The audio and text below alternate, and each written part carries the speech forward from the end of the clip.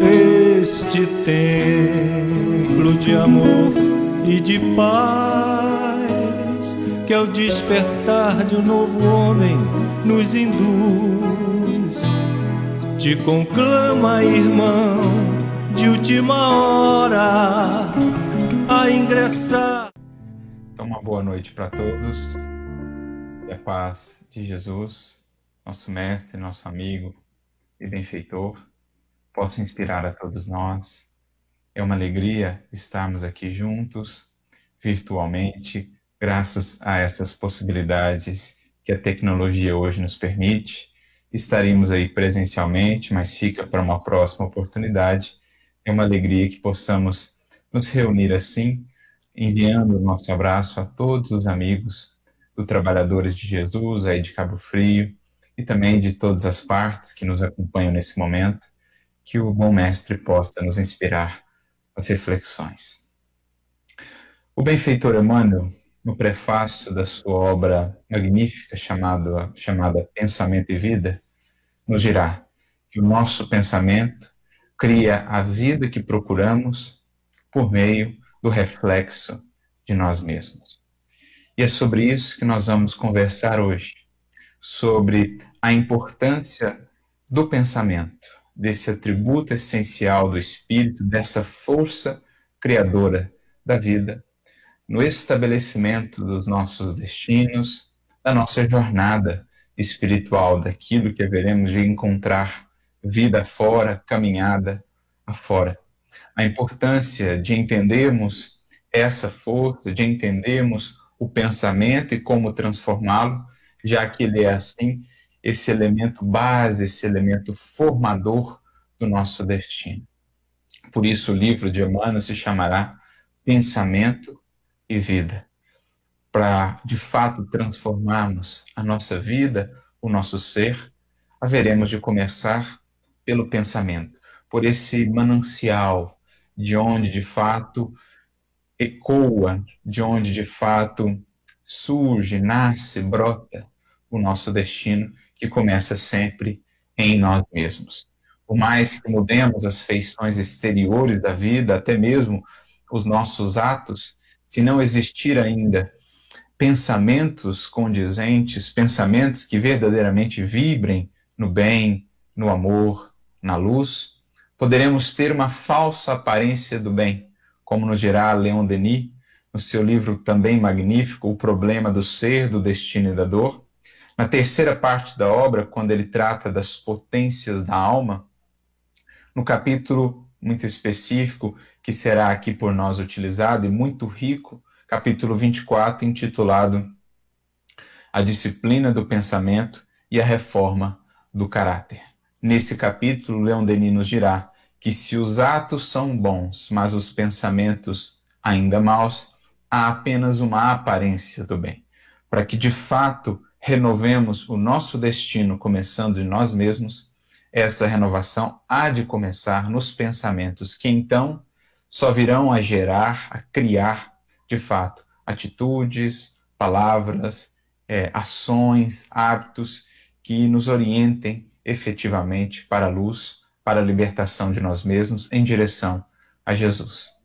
Por isso, tendo esse foco da nossa reflexão, o olhar para o nosso pensamento, para a importância dessa força e como poderemos então governá-la, como poderemos então transformar o nosso pensamento, nós vamos recorrer aqui ao auxílio dessa obra que citamos agora, de Leon Denis, nesse capítulo 24, que vai justamente tratar disso para nós, a disciplina do pensamento e a reforma do caráter. Se queremos, de fato, renovar-nos, moldar o nosso caráter mais à afeição do caráter do Cristo, que nos é dado aí como modelo e referencial, precisamos então, como nos diz Denis já pelo título, começar pela disciplina do pensamento, porque é o pensamento, essa matriz de tudo aquilo que criamos, essa força criadora da vida, que há então de modelar todo o nosso ser, bem como o nosso destino.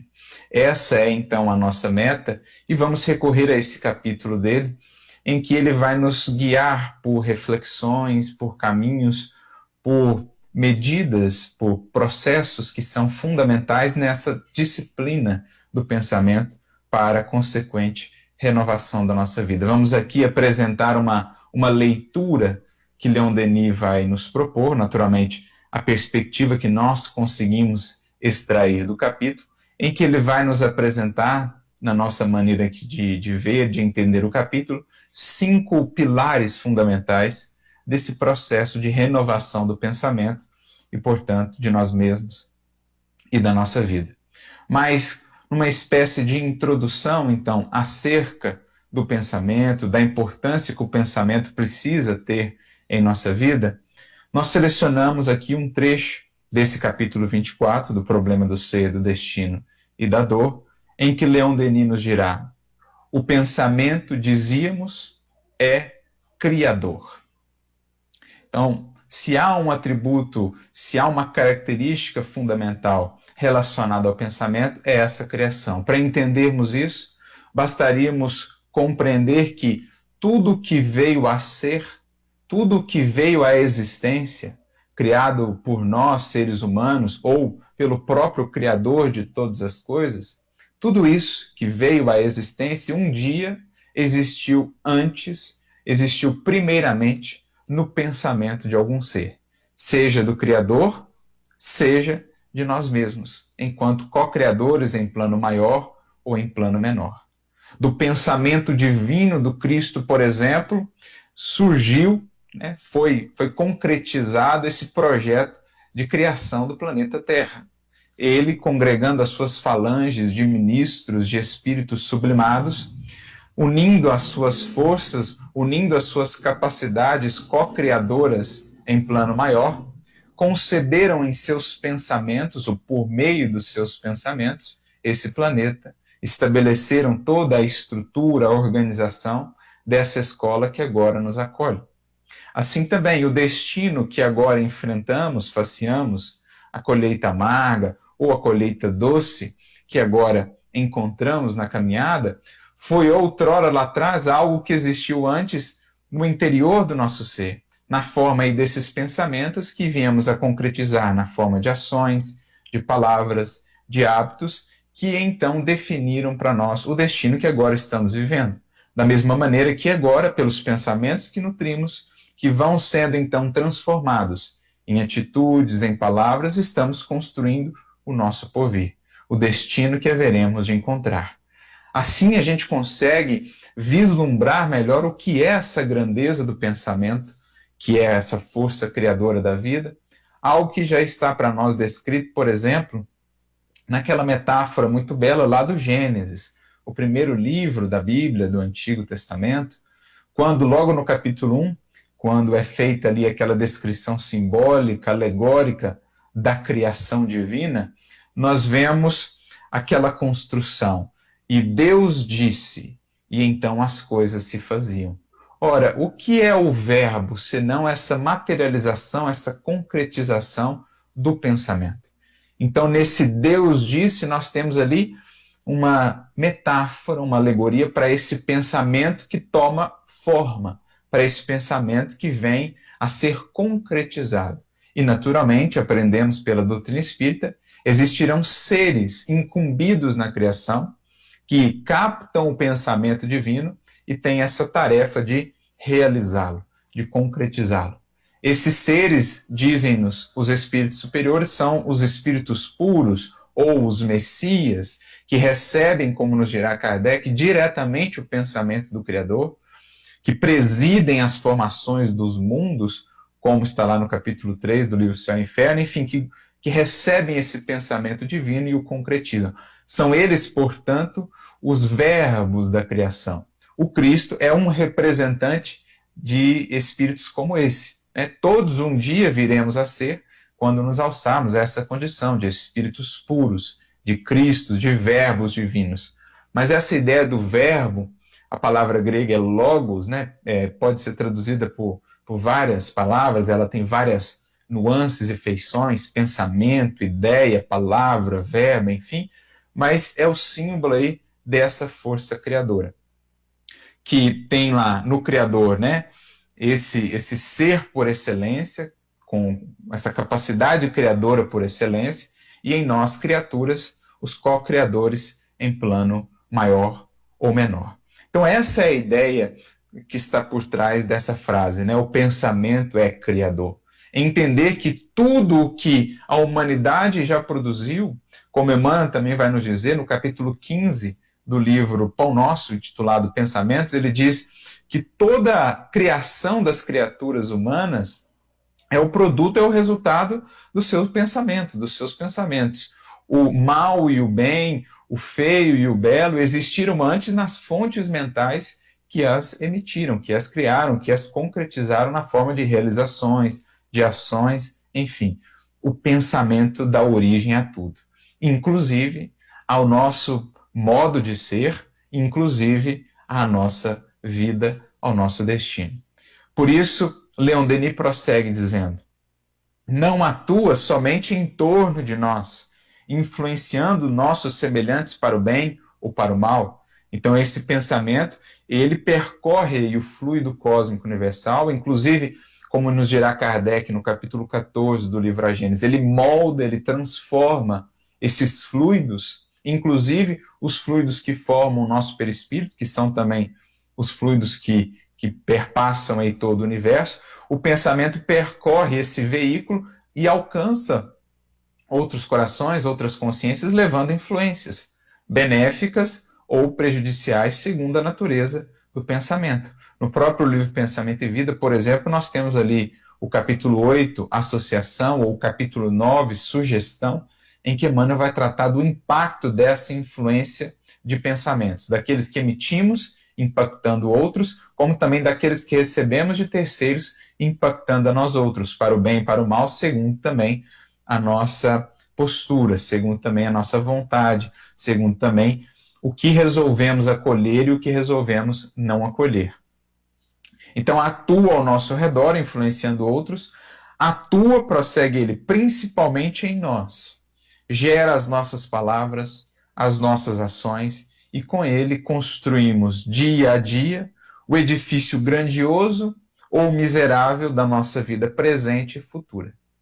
Então, a matéria-prima nós aí escolhemos que tipo de pensamentos. Se seguimos pelo caminho de pensamentos que não são dignos, pensamentos sombrios, pensamentos que não se alinham com a lei do bem, com a lei do amor, com a lei da misericórdia, nós estamos escolhendo matéria-prima deteriorada, matéria-prima corrompida, e a obra que vai resultar disso será uma obra já por natureza, digamos assim, condenada. Não é algo que dure. Tudo aquilo que não é feito em harmonia com o bem não tem eternidade em si mesmo, não tem durabilidade. Jesus mesmo diria: tudo que meu Pai não plantou será arrancado, toda planta que meu Pai não plantou. Assim também, as nossas obras que não se harmonizem com a lei divina já nascem em si mesmo condenadas, frágeis. Né? Por isso que todos os projetos humanos voltados para o mal, para a sombra, um dia haverão de ruir. Há de permanecer somente na imortalidade, na eternidade, na evolução, aquilo que é construído com o material nobre, duradouro do bem. Mas nós estamos criando dia a dia, como nos diz aqui Denis, esse edifício. Um edifício já sólido da nossa felicidade, da nossa paz, do nosso equilíbrio, se construído sobre bons pensamentos, boas atitudes, portanto, ou um edifício frágil da nossa felicidade ilusória, da nossa paz enganadora, se estivermos construindo sobre maus pensamentos, pensamentos que não são dignos ou não estão de fato alinhados com a lei divina. Modelamos nossa alma e seu invólucro com os nossos pensamentos, inclusive o nosso invólucro, portanto. Mais uma vez, no capítulo 14 do livro A Gênese, Kardec trata disso, dessa fotografia do pensamento, como o nosso pensamento ele imprime na nossa própria aparência perispiritual, no nosso próprio corpo perispiritual, as características luminosas ou sombrias desse pensamento, porque o pensamento é uma força que modela, que transforma esses fluidos, inclusive os que formam aqui o nosso perispírito. Estes né? Os nossos pensamentos produzem formas, imagens que se imprimem na matéria sutil de que o corpo fluídico é composto. Essas são as bases fundamentais para a gente entender a importância de um capítulo como esse, ou de uma reflexão como essa. Disciplinar pensamentos para, de fato, alcançarmos renovação ou transformação verdadeira. Não basta simplesmente revestirmos de uma feição exterior de bondade ou de virtude, se internamente não existirem ali raízes profundas que, de fato, criem essa coerência entre o que somos por dentro e aquilo que expressamos para fora, né? O próprio Kardec mesmo vai fazer um estudo interessante sobre isso no livro O Evangelho segundo o Espiritismo, lá no capítulo 8, quando ele estuda, por exemplo, o pecado por pensamento, né? Se a gente, o simples fato de pensar no mal, por exemplo, já geraria consequências, se a gente tem que realmente buscar essa mudança mais profunda, até mesmo dos pensamentos, nem mais conceber o mal, e ele resgata inclusive uma fala do próprio Cristo, quando lá no capítulo 5 do Evangelho de Mateus, no Sermão do Monte, nos versículos 27 e 28, Jesus vai dizer, né, ouvistes o que foi dito, não cometereis adultério. Eu, porém, vos digo, e aí Jesus diz, se olhardes para uma mulher com um desejo para com ela, já adulteraste com ela no seu coração. Ou seja, o Cristo está falando mais do que algo que chega a ser uma ação, que chega a ser concretizado, nós precisamos também renovar o mal, inclusive no âmbito do pensamento, aquilo que nem veio a ser expresso, aquilo que nem veio de fato a ser realizado, concretizado, precisamos ir mais fundo nessa transformação a ponto de chegar a nem mais um dia, claro, conceber o mal, conceber o desvio da lei divina, o desvio da lei do bem, da lei do amor. Então, ao comentar essa fala do Cristo, Kardec coloca um item lá no Evangelho segundo o Espiritismo, no capítulo 8, acho que dos itens 5 a 7, em que ele fala do pecado pelo pensamento. E ele, então, vai estabelecer 3 gradações, né, com relação a essas consequências dos nossos pensamentos. Ele dirá, aquele no qual o progresso já foi realizado, ele nem mais concebe o mal. Então já não há mais nem pensamentos que se afastam da lei divina, porque ele já buscou essa renovação tão profunda, ele já se integrou de tal maneira o seu eu íntimo, que ele é por dentro, com aquilo que ele expressa por fora, já é uma coisa tão íntegra, tão una, que já não há mais nem por pensamento essa concepção do mal. Aquele que ainda tem esse processo, ainda nasce nele esses pensamentos que se afastam da lei divina, mas que se esforça por vencê-los, neste o progresso está em via de realizar-se, que é, na imensa maioria das vezes, o nosso caso.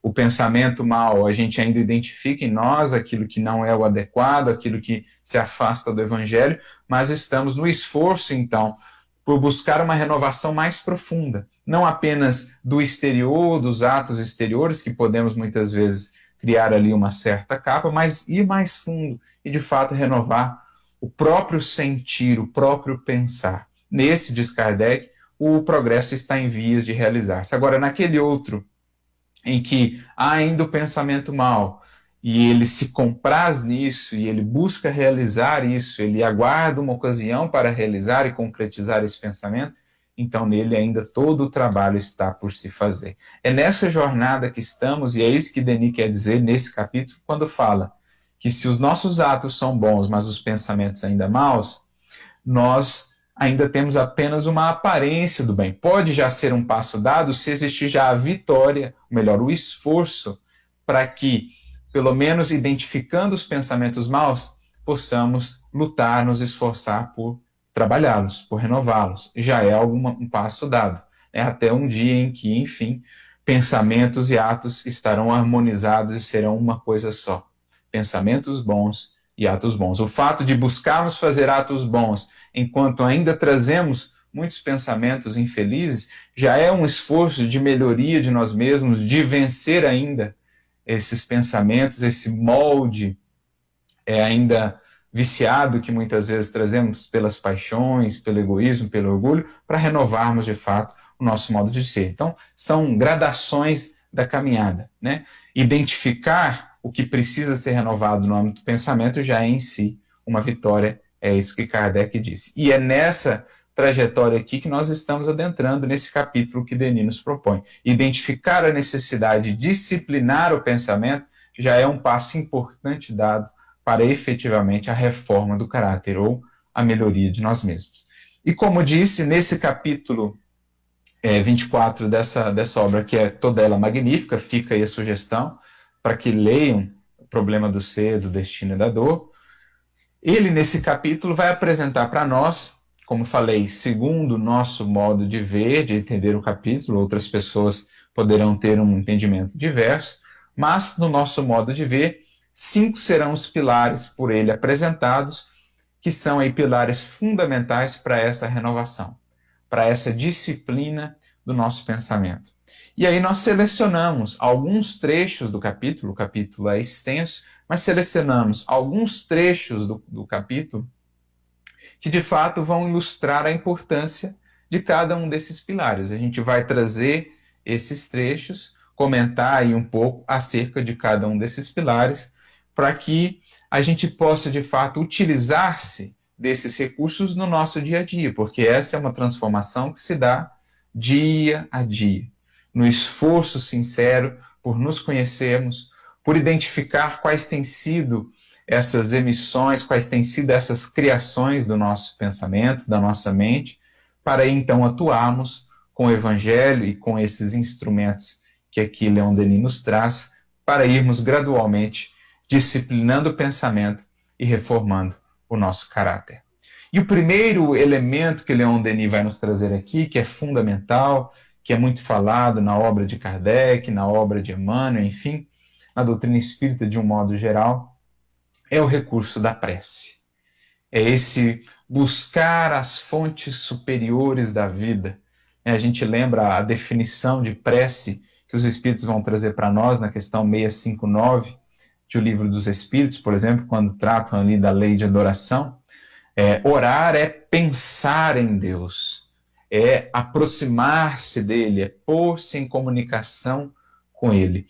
Então a prece é esse movimento da alma, é esse movimento do pensamento que busca as fontes superiores da vida para se renovar. Todo aquele ser, todo aquele espírito que assim busca essas fontes superiores pela oração, ele não volta o mesmo. Ele volta trazendo dessa sua viagem espiritual recursos de renovação, recursos mais luminosos. É como se fosse um banho para a nossa mente, um banho purificador dos nossos pensamentos, iluminando, removendo pensamentos sombrios, removendo aqueles pensamentos associados às paixões, aos apegos, à materialidade, enfim, é um recurso de higiene diária da nossa mente que precisamos, de fato, recorrer. Paulo mesmo diria na sua carta aos Colossenses, capítulo 3, versículo 2, uma orientação muito interessante, ele dirá: pensai nas coisas do alto, nas coisas que são de cima. Emmanuel vai comentar essa mensagem, ou essa fala de Paulo, no livro Pão Nosso, capítulo 177. E olha o título interessante que ele dá para esse comentário acerca desse versículo: guardemos saúde mental. Então, esse buscar as coisas de cima, dialogar com Deus, com a espiritualidade superior, com Cristo, isso é guardar saúde mental, é higienizar a nossa mente, a nossa casa mental, como está lá no livro No Mundo Maior, é, de fato, vincular o nosso pensamento, a nossa sintonia a essas faixas superiores da vida. Isso será orar, E a importância aí de aos poucos, vinculando o nosso pensamento, criando o hábito de buscar, nos momentos difíceis, essas fontes superiores da vida para melhor proceder. Então, nesse capítulo mesmo que mencionei de Emmanuel, Pão Nosso 177, ele vai dizer assim que o pensamento é energia irradiante. Espraemo-lo pela terra e prender-nos-emos ao chão. Elevemo-lo para o alto e conquistaremos a espiritualidade sublime. Ou seja, aonde eu mais costumeiramente, mais frequentemente projeto meu pensamento, é ali que eu vou, de modo geral, viver. Se o meu pensamento só está voltado para as coisas da terra, do terra a terra, para os interesses transitórios, eu não consigo me alçar, né, com facilidade às faixas mais elevadas. Agora, se eu crio esse hábito da prece, por exemplo, e existirão outros meios de projetar o pensamento nas faixas superiores, mas se eu crio esse hábito da prece, eu vou aos poucos, né, galgando degraus de sintonia, galgando possibilidades de conexão com o alto e vou conquistando essa espiritualidade que é tão essencial. Então, falando a respeito da prece, dessa importância, Leon Denis vai dizer assim: se meditarmos em assuntos elevados, na sabedoria, no dever, no sacrifício, nosso ser impregna-se pouco a pouco das qualidades do nosso pensamento. Isso já é, no certo sentido, orar, buscar essas fontes superiores, pensar naquilo que é nobre, elevado, digno, na lei divina. A gente vai se impregnando aos poucos desses traços, dessas marcas, dessas características. É por isso, prossegue ele, que a prece improvisada, ardente, o impulso da alma para as potências infinitas tem tanta virtude. Então ele faz questão de frisar aqui, não a prece tida puramente como um ato pro forma, como uma recitação de algumas palavras, sem qualquer presença, sem alma, sem entrega àquilo, mas essa prece que é você realmente conversar com Deus, colocar-se por inteiro ali, abrir o coração e a mente. Ela tem uma virtude imensa, porque é buscar essas forças das potências infinitas. Nesse diálogo solene do ser com a sua causa, ou seja, com Deus, o influxo do alto invade-nos e desperta sentidos novos. É como se um influxo ali, um sopro divino viesse a soprar brasas em nós adormecidas, fazer com que percebamos coisas novas, né, alcancemos novas inspirações, novas ideias, novas soluções, sentidos, percepções novos, tudo isso pela prece, esse influxo que nos invade, assopra essa chama do espírito, da espiritualidade, que acende nova luz em nossos caminhos. A compreensão, a consciência da vida aumenta e sentimos, melhor do que se pode exprimir, a gravidade e a grandeza da mais humilde das existências. A oração, a comunhão pelo pensamento com o universo espiritual e divino é o esforço da alma para a beleza e para a verdade eternas. Olha, é o esforço, porque no fundo a prece resgata aquilo que é da própria essência do nosso ser. Criados por Deus, no fundo o que mais buscamos é estar junto dele, é comungar com ele. Todo ser busca, em essência, isso. A gente vai elegendo aqui uma série de buscas que julgamos fundamentais, uma série de necessidades que julgamos as mais fundamentais, quando a mais fundamental de todas as necessidades é essa comunhão com a força divina da vida, com o nosso Criador. Então a prece, ela resgata isso em nós, ela realimenta esse esforço da nossa alma, esse anseio da nossa alma pela beleza, pela verdade, como o próprio apóstolo Paulo vai dizer no Livro dos Espíritos, na questão 1009, né? O culto harmonioso do belo e do bem, que é o objetivo da criação. Do belo, do bem, da verdade, poderíamos dizer também, da lei divina. É a entrada, a oração, né, por um instante nas esferas da vida real e superior, aquela que não tem termo. Então ela nos traz um influxo aí de eternidade, a gente passa a ver as coisas mais além, de mais alto, e aquilo que nos parecia aqui insolúvel, invencível, a gente, quando sobe a essas outras esferas pela prece e vê mais além, vê em espírito as coisas, a vida, tudo se torna mais suave, todo jugo se torna mais suave, todo fardo se torna mais leve. A gente ganha força renovada. Por isso, na questão 660, Kardec pergunta aos espíritos, né, no Livro dos Espíritos, se a prece torna melhor o homem, e os espíritos dizem que sim, no sentido de que ela o torna mais forte para vencer as tentações, para lidar com as tentações, e Deus envia-lhe bons espíritos para ampará-lo, ou seja, ele se torna também mais apto a captar a inspiração dos bons espíritos, as orientações deles para a nossa jornada. Então, o primeiro recurso essencial de renovação, de disciplina de pensamento e, portanto, de reforma do caráter será a prece. O cultivo da prece. Não um ato formal, um ato retórico apenas, mas esse estar com Deus, esse subir pelo pensamento, pelo sentimento, às fontes superiores da vida. Um outro aspecto fundamental, que está para nós também no Livro dos Espíritos, dirá respeito ao conhecimento de nós mesmos. Santo Agostinho é conhecida a sua resposta, em que nos fala que a chave da nossa melhoria, do nosso aperfeiçoamento, está justamente no conhecimento de nós mesmos. Ou seja, conhecer a nós mesmos significa também conhecer que tipo de pensamentos estamos produzindo, estamos criando, o que está saindo de nós e sendo convertido aí em atos, em palavras, em destino, em vida, enfim. O que nós estamos produzindo lá do mais íntimo, do imo do nosso ser. Isso será também nos conhecer, transformando, portanto, pensamentos, né, para que possamos transformar a nossa vida e o nosso modo de ser. Por isso, em outro trecho aqui, Leon Denis vai dizer assim: pensamos raras vezes por nós mesmos, refletimos os mil pensamentos incoerentes do meio em que vivemos. Poucos homens sabem viver do próprio pensamento, beber nas fontes profundas, nesse grande reservatório de inspiração que cada um traz consigo, mas que a maior parte ignora. Ou seja, o que ele está dizendo? Muitas vezes nós não nos conhecemos e não sabemos o porquê estamos fazendo assim ou assado.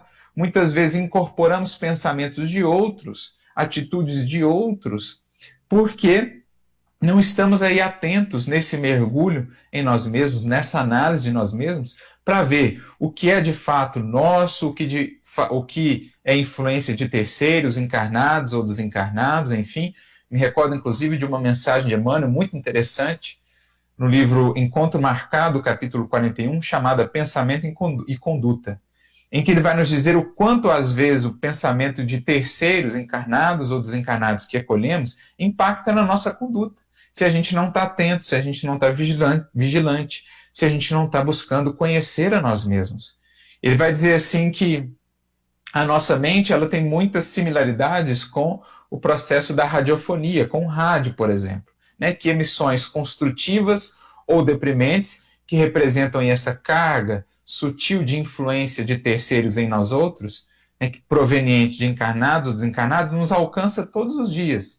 Esse tipo de emissões construtivas ou deprimentes, né? Mas que, como no caso do rádio, a nossa vontade é o sintonizador. Então eu que vou escolher qual tipo de emissões eu quero acolher, porque uma vez assimiladas em mim são úteis, me renovam, me melhoram, ou qual tipo de emissões eu não quero receber.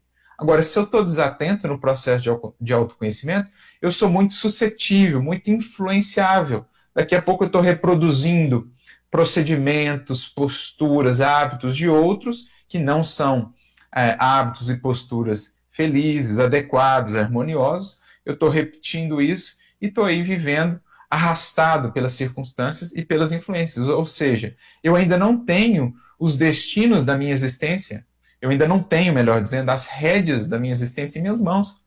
Eu transfiro ela a terceiros porque eu ainda não estou buscando esse processo de autoconhecimento, de mergulhar nesse reservatório que eu tenho, de conhecer a mim mesmo, de ver o que eu estou incorporando, de remover aquilo que não é útil, aquilo que não é interessante. Enfim, é preciso fazer essa análise. Isso também é autoconhecimento. Ele prossegue um pouco mais adiante. Antes de tudo, é preciso aprender a fiscalizar os pensamentos, a discipliná-los, a imprimir-lhes uma direção determinada, um fim nobre e digno. Então, fazer esse mergulho em mim, conhecer-me e usar aí a vontade, que é esse elemento por excelência governador, né, do meu destino, que governa todo como Emmanuel vai comparar lá no capítulo 2 do livro Pensamento e Vida, ele vai comparar a nossa mente a um grande escritório com vários departamentos, mas que tem uma gerência. A gerência é a vontade. E aí os departamentos, ele cita ali alguns: desejo, inteligência, imaginação, memória.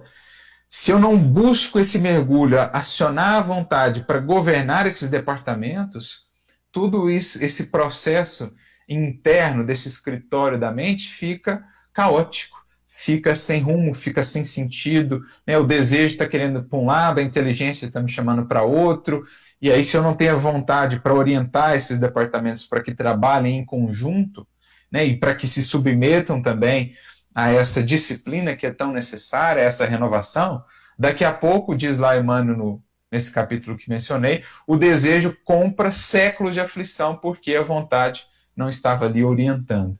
Então é isso que Leon Denis está dizendo aqui, é preciso despertar essa vontade, que é a faculdade soberana da alma, como ele mesmo vai dizer, para que ela nos governe, né? Ela nos oriente os destinos, os rumos. Mais adiante, nesse capítulo, um pouco mais adiante, ele vai dizer assim: dissemos que a alma oculta profundezas onde o pensamento raras vezes desce, porque 1000 objetos externos ocupam-no incessantemente. Sua superfície, como a do mar, é muitas vezes agitada, mas por baixo se estendem regiões inacessíveis às tempestades. Aí dormem as nossas potências ocultas, que esperam o nosso chamamento para emergirem e aparecerem.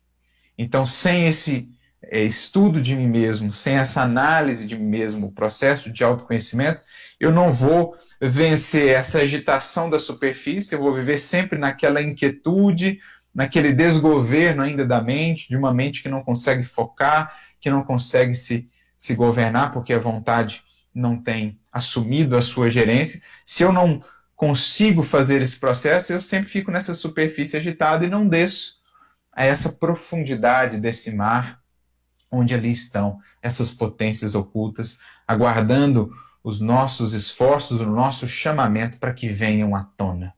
Se eu não consigo ir mais fundo em mim, eu fico sempre nessa superfície agitada, de intranquilidade, de agitação, de inquietude, e não consigo encontrar essa calma, essa serenidade que a profundidade de mim mesmo vai me concedendo. Então, o segundo aspecto essencial de disciplina de pensamento é autoconhecimento. Meditar, parar para reservar um tempo para nos conhecer, atender as orientações lá de Santo Agostinho, na questão 919A. Esse é um segundo pilar essencial, como Denis nos diz aqui. E um terceiro, que vai estar aí também associado a esse buscar o mais alto, né? A esse nutrir a nossa mente, as fontes do nosso pensamento, de elementos superiores, de conhecimentos luminosos. Esse terceiro pilar é o pilar do estudo. Leon Denis mesmo vai dizer tantas vezes acerca dessa importância do estudo, da escolha também daquilo que se busca no estudo, né, de escolher muito bem o conteúdo espiritual que é ali buscado, que é aquilo que realmente vai agregar, o livro nobre, o livro que edifica, como vai nos dizer também Emmanuel, André Luiz. Esse livro, sim, ele é um verdadeiro aporte de luz, de sublimação para a criatura que o busca. Eu gosto muito, a gente está fazendo aqui, vocês têm percebido sempre um paralelo entre Leon Denis nesse capítulo e Emmanuel no livro Pensamento e Vida, porque são obras que dialogam profundamente. Então, lá no capítulo 4 do Pensamento e Vida, chamado Instrução, Emmanuel vai nos trazer algumas definições sobre o livro que são fantásticas. Ele vai dizer assim, que o livro é um vigoroso imã de força atrativa, plasmando emoções e concepções. Então, quando eu estou buscando ali um livro nobre, um livro que edifica, né, que traz luz, que traz cultura, algo que realmente agregue ideias nobres, enfim, que abre os horizontes, o que eu estou fazendo? Esse imã, ele está operando como, ou melhor, esse livro ele está operando como um imã de força atrativa que plasma em mim emoções, concepções renovadas. E em renovando emoções, a gente vai ver, eu estou também renovando pensamentos, porque no fundo o pensamento ele vai beber desses mananciais da emoção, do sentimento. Logo no capítulo 1 do Pensamento e Vida, Emmanuel nos dirá isso. A emoção plasma a ideia, né? E a ideia, então, cria as ações, as nossas atitudes e, por fim, o nosso destino. Então, se eu estou aí plasmando novas emoções mais sublimadas, mais renovadas, eu estou também plasmando novas concepções, novos pensamentos. Isso é o livro, esse imã vigoroso de força atrativa. Como ele diz também nesse capítulo 4, o livro é um dínamo de energia criadora, operando processos de telementação, por meio dos quais nós incorporamos as ideias dos espíritos superiores, né, superando aí as distâncias do espaço e do tempo. O que ele quer dizer com isso? Quando eu estou lendo um livro, eu estou acessando as ideias daquele espírito que viveu lá atrás, mas que era um espírito já muito mais adiantado. Por exemplo, quando eu leio os escritos de Platão que me falam a respeito de Sócrates, no fundo eu estou operando um processo de telementação. O que é telementação? Conexão mente a mente, em que eu incorporo as ideias de Sócrates, vencendo as barreiras do espaço e do tempo. Quando eu estou estudando o Evangelho, o que eu estou fazendo? Telementação. Eu estou incorporando as ideias divinas do Cristo, vencendo as barreiras do espaço e do tempo. Por isso, o livro é esse dínamo de energia criadora, porque ele dinamiza o nosso pensar, ele ilumina, né? O que é o dínamo? Muitos aí deverão conhecer lá da bicicleta. Ele converte energia cinética da roda em luz, acende lá o farolzinho da bicicleta. Então, quando a gente está interagindo com um livro que é nobre, cujas ideias ali são ideias de espíritos realmente sábios, que já avançaram mais, que trazem reflexões luminosas, nessa interação, eu estou convertendo essa interação, essa energia dinâmica aí da interação com a leitura, com o livro, em luz, como o dínamo faz lá na bicicleta. A energia cinética convertida em luz. Quando eu estou lendo um livro, eu estou convertendo esse esforço do estudo, da pesquisa, da análise, da reflexão em luz. Luz que se acende na minha mente, no meu psiquismo, abrindo-me novos horizontes. Então, Leon Denis diz assim, a respeito da importância do estudo, como esse terceiro pilar: é necessário escolhermos com cuidado nossas leituras, depois amadurecê-las e assimilar-lhes a quinta essência. Ou seja, a essência, né? Mais do que a letra que mata, o espírito que dá vida, já dizia o apóstolo Paulo. Em geral, lê-se demais, então ele alerta também. Lê-se depressa e não se medita. Ou seja, mais vale ler menos, mas com mais profundidade, com mais qualidade, do que sair devorando um monte de coisa e não gravar, não registrar, não transformar nada. Seria preferível ler menos e refletir mais no que se leu. É um meio seguro de fortalecer a nossa inteligência, de colher os frutos de sabedoria e beleza que podem conter nossas leituras. Nisso, como em todas as coisas, o belo atrai e gera o belo, do mesmo modo que a bondade atrai a felicidade, como o mal atrai o sofrimento. Então, segundo a natureza dessa busca e a qualidade da essência espiritual, do conteúdo espiritual que ali eu busco, é isso que eu vou agregar no meu ser e no meu psiquismo, no meu pensamento. Portanto, esse é o terceiro pilar que nos apresenta Leon Denis. Bom, o quarto pilar, a gente já tratou dele aqui num certo sentido, quando falávamos do conhecimento de si mesmo, mas é um pilar aí tão essencial, tão fundamental, que nos cabe aí resgatar, que é o da disciplina. Disciplina que começa pelos aspectos mais elementares da vida, porque para chegarmos à disciplina de renovar pensamentos, emoções e sentimentos, precisaremos também começar pelas disciplinas mais básicas, por exemplo, a disciplina do estudo, a disciplina da oração, a disciplina com relação à alimentação, o corpo, pontualidade, sono, enfim. As disciplinas dos nossos compromissos aqui na matéria já são em si um ótimo treinamento para as disciplinas mais profundas, que dizem respeito à mudança do nosso ser, do espírito que somos. Por isso, Leon Denis diz aqui, né, em determinado trecho, ele diz assim: não há progresso possível sem observação atenta de nós mesmos. É necessário vigiar todos os nossos atos impulsivos para chegarmos a saber em que sentido devemos dirigir nossos esforços para nos aperfeiçoarmos. Então, a questão do conhecimento de nós mesmos e dessa disciplina de nós mesmos. Primeiramente, regular a vida física. Então, ele comecemos pela vida física. né, pontualidade, o compromisso profissional, o compromisso com a casa espírita, ali, os aspectos mais básicos aqui da disciplina. Reduzir as exigências materiais ao necessário. Então, disciplinar também os desejos. A gente que cria uma série de desejos, complica tanto a vida, cria tantas necessidades ilusórias, aprender a disciplinar melhor aí os desejos, aprender a buscar uma vida mais simples, a nos contentarmos mais com aquilo que realmente é essencial. Então, reduzir as exigências materiais ao necessário a fim de garantir a saúde do corpo, ou seja, cuidar também das disciplinas da alimentação, por exemplo, instrumento indispensável para o desempenho de nosso papel terrestre. Em seguida, disciplinar impressões, as emoções, exercitando-nos em dominá-las, em utilizá-las como agentes de nosso aperfeiçoamento moral. Então, como a gente vê lá nas questões 907, 908, quando Kardec, justamente na parte que Kardec e os espíritos vão tratar também da vontade, por exemplo, que está muito atrelada à disciplina. Eles tratam ali das paixões.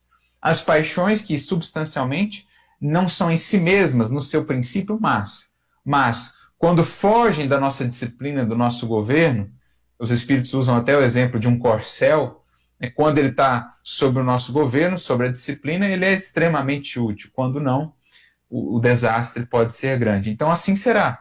Aprender a usar aí a vontade, lembra lá, a gerente esclarecida e vigilante, capítulo 2 do Pensamento e Vida, que governa os outros setores da ação mental.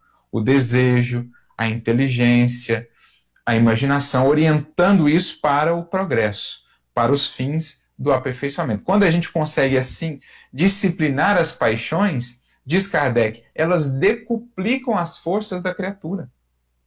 Então, o problema das paixões é mais um problema de orientação do que propriamente de remoção propriamente. Não é remover, não é apagar as paixões, é canalizar, orientar aquelas forças, conhecer-nos a nós mesmos. Não há disciplina transformadora sem conhecimento de nós mesmos.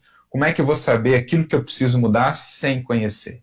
Então, conhecer a nós mesmos e usar a vontade, né, esse governo íntimo, para ir aos poucos orientando. É o que ele está falando. Disciplinar impressões, emoções, exercitando-nos em dominá-las, em utilizá-las como agentes de nosso aperfeiçoamento moral.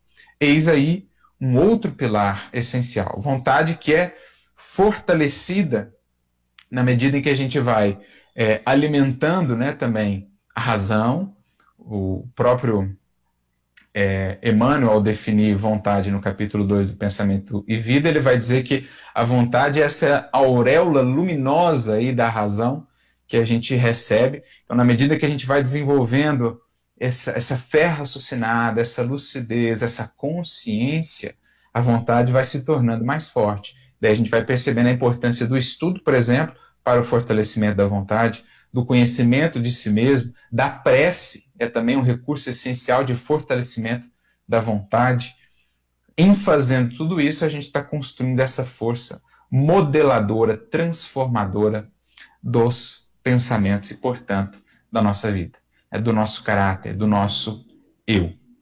E, por fim, mas não menos importante, o quinto pilar que Leon Denis nos traz aqui é uma orientação a respeito do sentimento.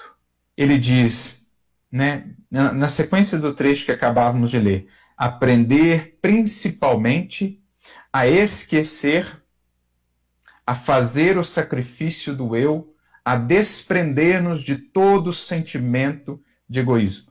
A verdadeira felicidade neste mundo está na proporção do esquecimento próprio.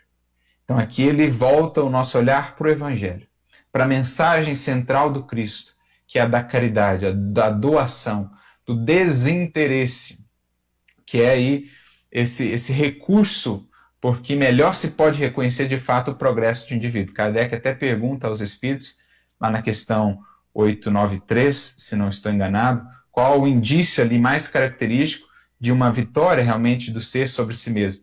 O desinteresse pessoal. Na verdade, na questão 895, eles perguntam qual o indício mais característico ainda da imperfeição do ser? O interesse pessoal. Portanto, o desinteresse pessoal é um indício muito característico ainda, ou já é um indício muito característico de progresso, de renovação. Então esse é o cerne do Evangelho. O sacrifício pessoal pelo bem comum, o aprender a renunciar, o aprender a servir, porque isso renova o sentimento, e o sentimento é o manancial de onde o pensamento de fato surge. O pensamento, ele é essa força criadora, mas o sentimento é o que no fundo o gera. A gente já citou aqui o capítulo 1 do Pensamento e Vida, a emoção plasma, né? A emotividade plasma a ideia, diria Emmanuel. Me recordo aqui de um outro capítulo muito interessante do livro Instruções Psicofônicas, capítulo 41, chamado Sentimento. O espírito é o espírito Aulus, o mesmo Aulus lá do livro Nos Domínios da Mediunidade. E Aulus vai dizer assim, em verdade, o pensamento é a causa da ação, mas o sentimento é o molde vibrátil em que se formam o pensamento e a causa. Sentindo, diz ele, modelamos a ideia. Pensando, criamos o destino. Daí a importância disso que Denis está aqui nos dizendo, o sacrifício do eu, o vencer o egoísmo, o renovar sentimentos. E não há outro recurso para isso senão aquilo que o Cristo nos ensina no Evangelho. Servir, né? Caridade, amar, colocar-se a serviço dos semelhantes. Isso renova esse molde vibrátil dos sentimentos, de onde nascem os nossos pensamentos e, portanto, o nosso próprio destino. Daí a importância daquilo que o Cristo mesmo nos diz. Aquele que quiser vir após mim, negue-se a si mesmo. Ou seja, aprenda a esquecer-se um pouco de si nesse sentido. Saia da caverna do egoísmo, pare de pensar só em si, vá ao serviço aos semelhantes, ame, coloque-se a serviço do bem. Isso renova esses mananciais do sentimento e, por conseguinte, também do pensamento. Sem isso, sem renovar essa fonte, a gente pode fazer todo o esforço possível para mudar pensamentos. É como, por exemplo, se tivéssemos um lago, ou melhor, um rio contaminado, e essa fonte de contaminação estivesse lá, na nascente do rio. Por mais que gastássemos todos os recursos do mundo para purificar esse rio, toda a água que vinha já era uma água contaminada. Se a gente não vai lá na nascente corrigir lá o problema, não adianta atuar à distância da nascente tentando renovar de fato esse rio. Então, é preciso buscar essas nascentes, esses mananciais do sentimento. E nesse sentido, o Evangelho é o grande livro, é o grande ensinamento para nós sobre como transformar o coração, os sentimentos. Então, esses são os 5 pilares que aqui Leon Denis nos apresenta. Pilares para a disciplina, a renovação do pensamento e, por consequência, a reforma do nosso caráter. A verdadeira felicidade aí estará, nessa transformação íntima, nessa construção interna desse templo interior luminoso, de onde só saem pensamentos que se convertem em ações e em palavras nobres que edificam. Aí estará a verdadeira fonte de felicidade do espírito que avança na senda do progresso, do sábio, do espírito renovado. Ele mesmo dirá um pouco mais adiante, a felicidade não está nas coisas externas nem nos acasos do exterior, mas somente em nós mesmos, na vida interna que soubermos criar, ou seja, no pensamento luminoso, no renovar até mesmo o pensamento como lá o Cristo propôs, não mais nem conceber o mal, nem em pensamentos. Aí o progresso estará de fato se efetuando.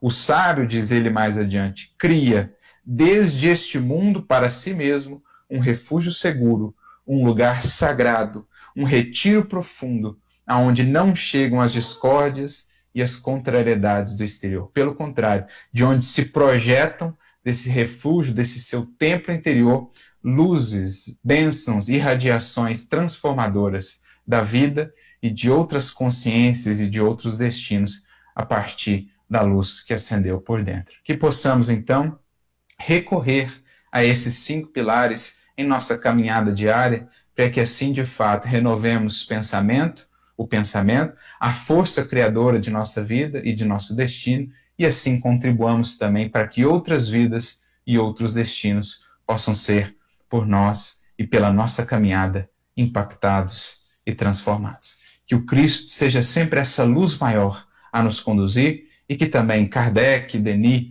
possam ser para nós esses orientadores da grande renovação do nosso pensamento e do nosso ser em busca da vida luminosa que nos espera a todos. Muita paz e muita luz. Jesus, siga nos inspirar sempre. Vamos aproveitar já a circunstância e fazer a nossa prece, então, de encerramento, convidando os amigos a se unirem a nós, a fecharem os olhos, a elevarem o pensamento, essa força de vida, buscando o pensamento do Cristo, nosso Mestre, nosso eterno amigo e benfeitor, para que nesse processo de busca, de abertura, possamos acolher as luzes do alto, novas ideias, novas inspirações, que o nosso pensamento possa de fato se acender, se iluminar, para que assim saibamos também irradiar para o nosso lar, para as pessoas que conosco convivem, as melhores vibrações. Que em acolhendo essas ideias luminosas de Jesus no Evangelho, saibamos cultivá-las, convertê-las em flores e em frutos de amor, do bem, da paz e da luz, para que assim sejamos com Jesus, aonde Ele nos tem colocado, realmente, luzes que se possam acender, muitas vezes na sombra de tantos caminhos, de tantos destinos. Auxilia-nos, Senhor, a sermos contigo, ao menos velas pequeninas, que nesse esforço da doação de nós mesmos possamos algo trazer de luz, a ampliar os nossos próprios horizontes, mas também, Jesus, daqueles que têm caminhado pelas sombras da desesperança, do pessimismo, do medo, do ódio, do egoísmo. Que a luz do Teu Evangelho possa enfim raiar, que sejamos nós aqueles a transportar, ainda que imperfeitamente, mas já com o melhor de nós mesmos, as luzes benditas da Tua mensagem inesquecível. Fortalece-nos, Mestre, nesse processo de mergulho interior, de renovação que nasce ali no imo do nosso ser, a começar pelos sentimentos, alcançando os pensamentos, a nossa ação, as nossas palavras, enfim, a criação da nossa vida, do nosso destino. Dá-nos força, Mestre amado, para seguirmos nessa jornada de disciplina do pensamento e de reforma do nosso ser, tendo em Ti esse referencial maior do que nos compete ser diante de Deus, filhos que verdadeiramente refletem a glória luminosa de nosso Pai. Abençoa-nos na caminhada, inspira-nos sempre diante de cada dificuldade e ampara-nos a todos para que possamos estender, Senhor, por onde passarmos, aonde estivermos, a mensagem infinitamente consoladora de esperança e de amor da Boa Nova. Que assim seja.